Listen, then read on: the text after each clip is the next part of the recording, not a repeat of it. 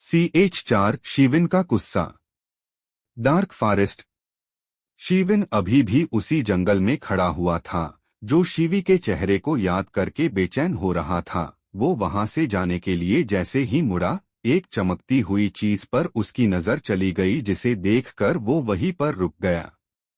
ये शिवी की I card थी और उसके बगल में ही उसका फोन भी गिरा हुआ था, जिसे देखकर शिविन की आंखें छोटी हो गई थी और उसने दोनों चीजों को उठा लिया। पहले उसने उस आई कार्ड में शिवी की प्यारी सी तस्वीर को देखा, जिसे देखकर वो बेचैन हो रहा था, लेकिन जब उसकी नजर उस पर लिखी हुई नेम पर गई तो उसके चेहरे के एक्सप्रेशन बदल गए। शिविन ने उस आई कार्ड को अपने मुट्ठियों में कसते हुए चीखकर कहा, शिवानी सिन्हा। उसे देखकर ऐसा लग रहा था जैसे कि वो आई कार्ड को शिवी समझकर अपने हाथों से कुचल रहा था, और ये सब करते हुए उसकी आंखें अचानक से ही आग उगलने लगी थी और उसके मुंह को चिढ़ते हुए उसके दो नुकीले वह पैने दांत भी बाहर निकल कर आए थे। शिविन ने आसमान की तरफ देखते हुए कहा, मुग्धा, तुम्हारा चेहरा उस मामूली लड़की से कभी मैच नहीं कर सकता, कभी भी नहीं, सुन रही हो तुम?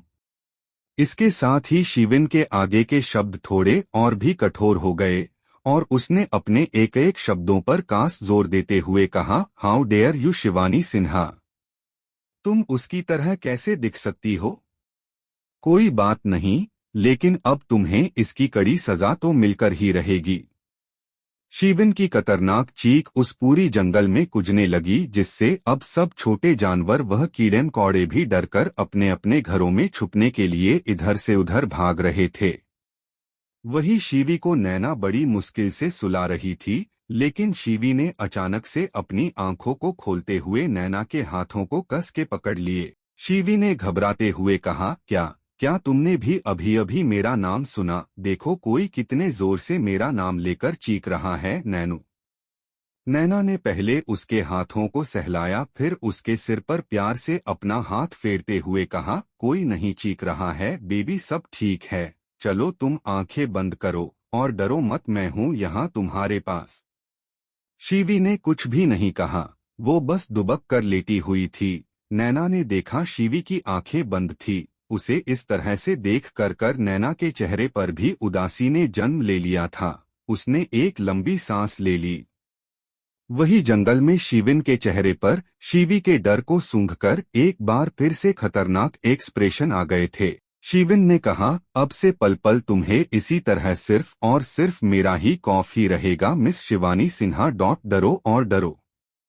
ये सब कहकर शिविन ने अपना हाथ जोर से पेड़ की एक टहनी पर दे मारा, जिससे वो पूरा टहनी एक जोरदार कर्कश भरी आवाज करते हुए टूटकर नीचे धड़ाम से जमीन पर गिर गया। लेकिन उसे इन सब से रत्ती भर का भी फर्क नहीं पड़ा।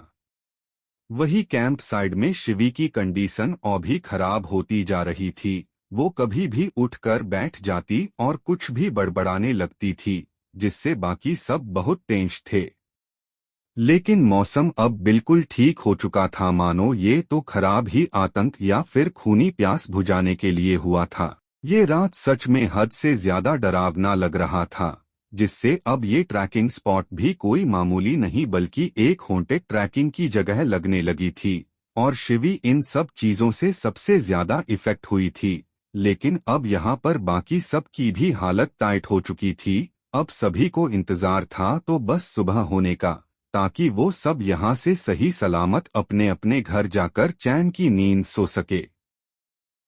वैसे भी इन सब का पिकनिक और प्लानिंग सब कुछ अब शिवी के कारण बुरी तरह से फ्लॉप हो ही चुका था। लेकिन फिर भी सबको पिकनिक एन ऑल की नहीं, बस शिवी की ही फिक्र हो रही थी। एक तो यहाँ किसी के भी फोन में नेटवर्क नहीं आ रहे थे, जिस वजह से वो किसी से कांटेक्ट नहीं कर पा रहे थे।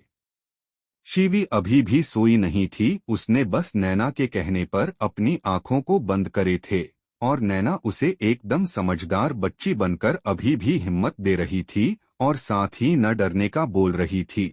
नैना उसे इतनी देर से समझा रही थी, जो नैना ने कभी इमेजिन तक नहीं किया था, क्योंकि ये सब कुछ उसका स्पॉट नहीं बल्कि शिवी का स्पॉट था।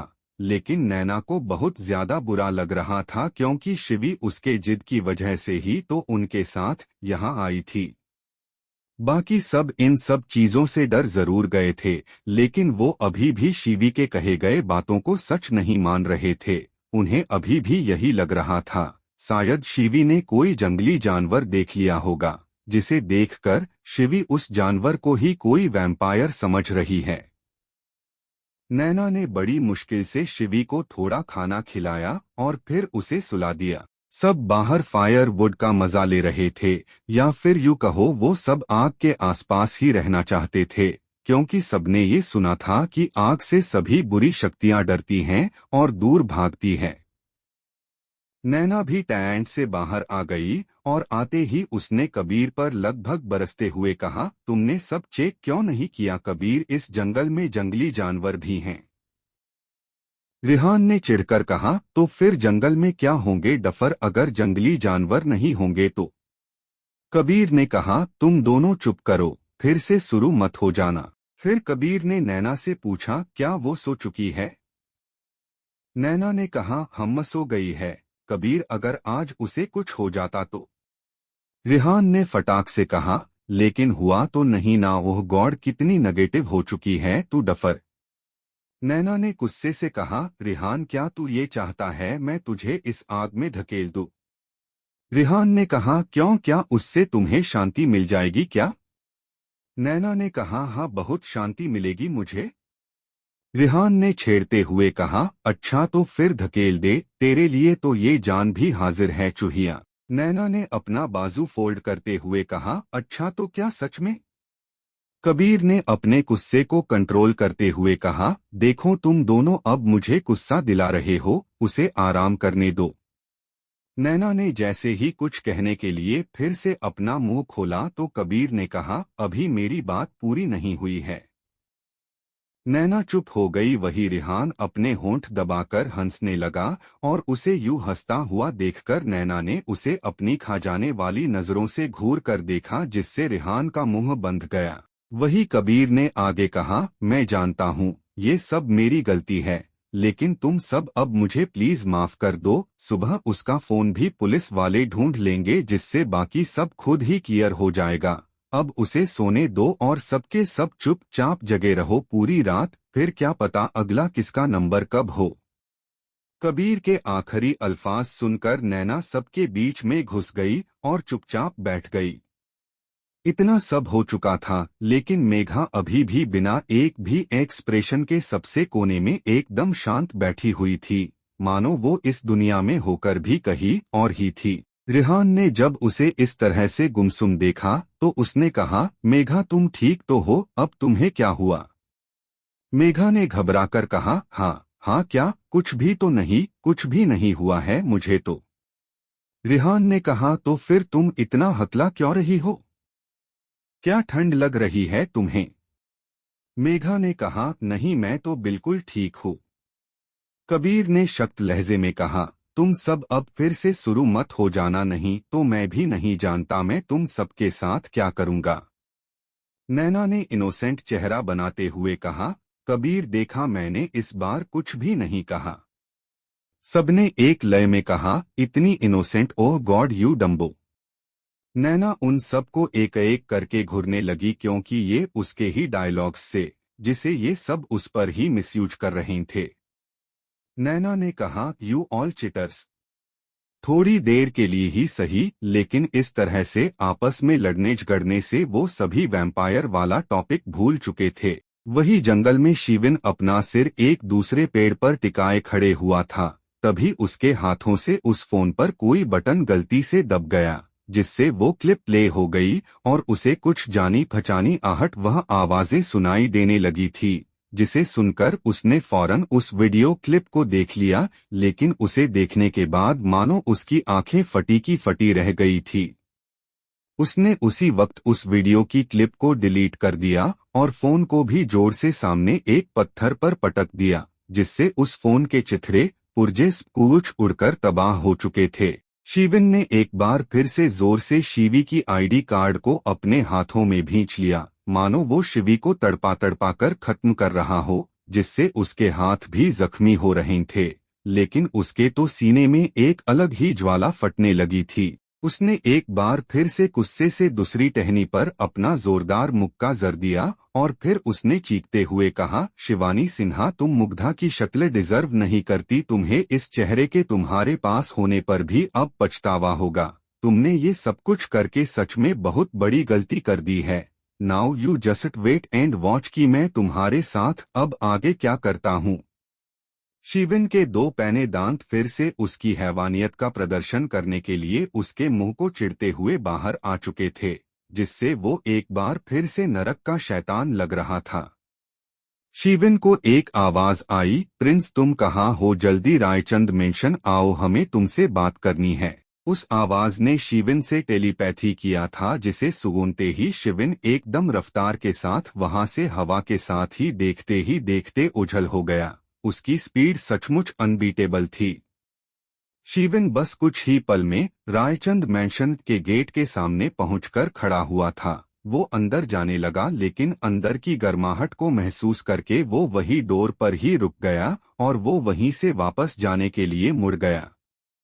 तभी वो बंद दरवाजा खुल गया, लेकिन शिविन बिना मुड़े ही आगे की ओर जाने लगा।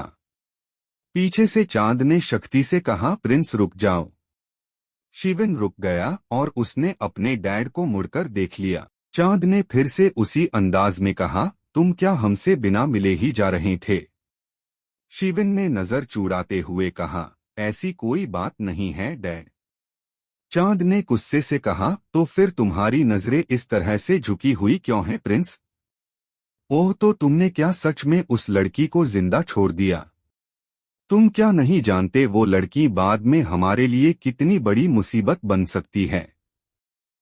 शिविन बिना जवाब दिए ही अंदर चला आया, जिससे चांद और भी ज्यादा भड़क चुका था।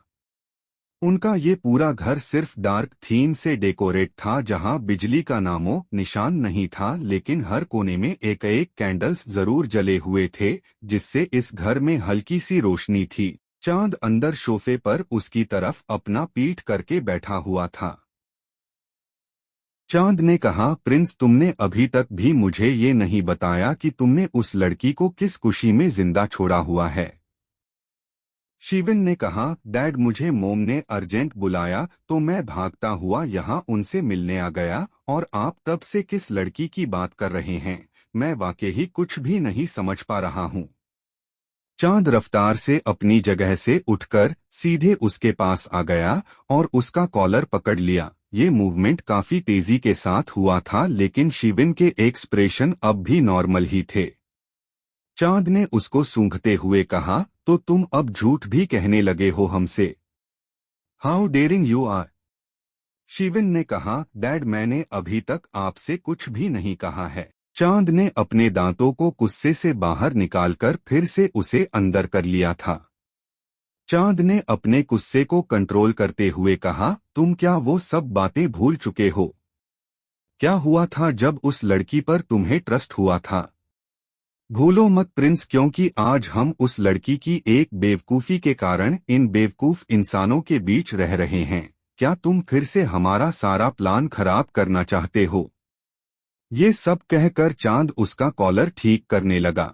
शिविन ने कहा, डैड ऐसी कोई बात नहीं है, लेकिन हम सब ने प्रॉमिस किया था हम कभी भी किसी बेजुबान और निर्दोष के साथ बुरा बिहेव नहीं करेंगे, और आप भी ये सब बातें नहीं भूले हैं, राइट? चांद गुस्से से उससे दूर हट गया और इतने में ही पीछे सीढ़ी से हिल्स के साथ किसी के सीढ़ी से उतरने की आहट होने लगी। जान ने आते हुए कहा, प्रिंस क्या तुम सच में नहीं जानते ये सब तुच्छ इंसान हमसे भी बड़े वाले कायर के साथ हैवान भी होते हैं। इनफैक्ट दिल से बेवकूफ भी होते हैं ये सब। शिविन ने जान को देखते हुए कहा, मुम। जान ने आगे कहा, क्या तुम इन इंसानों के साथ रह के ये समझ बैठे हो कि हमारे पास भी इन लोगों की तरह दिल होते हैं, इमोशंस होते हैं? तो तुम हमेशा ये याद रखना Shivin, we are cold hearted vampires, जिनके पास भावनाएं और जज्बात जैसा कुछ भी नहीं है। और तो और 18 सालों से हम हर 5 साल में रहने की जगह बदल रहे होते हैं। जान ने जब देखा शिविन एकदम शांति से खड़ा हुआ है तो उसने आगे कहा, क्यों एक जगह नहीं रह सकते हम? सिर्फ उनसे छुपे रहने के लिए और अपनी पहचान बाकी सबसे छुपाने के लिए? समझ रहे हो तुम? और वो बेवकूफ लड़की सब फोन में रिकॉर्ड कर चुकी है तो उसे तो मरना ही होगा। जान ये सब कहते हुए एक इविल क्वीन की तरह ही लग रही थी, जिससे अभी भी इंसानी खून की बू आ रही थी, जिसे शिविन काफी देर से टॉलरेट कर रहा था। शिविन ने हैरानी से पूछा, मोम तो आपने सच में एक निर्दोष को मार डाला, लेकिन क्यों? जान ने अपने आंखों में चिंगारी भरते हुए कहा, हाँ मैंने उसे मार दिया क्योंकि वो मरने के ही लायक था और यहाँ कोई भी इंसान निर्दोष नहीं है। सब बस अपना वजूद नाम सही सलामत रखना चाहते हैं। मतलबी है यहाँ सब। शिविन ने कहा, क्या आपको बिल्कुल भी इस बात का पछतावा नहीं है? मोम्मा आपने इससे पहले कभी भी एक निर्दोष को नुकसान नहीं पहुंचाया था। जान ने शिविन के गालों को छूते हुए कहा, तो समझ लो वो भी निर्दोष नहीं था। और फिर मैंने आज तक जो कुछ भी किया है सब तुम्हारे ही हित के लिए ही तो किया है। Prince, you are the most precious for us, you got it.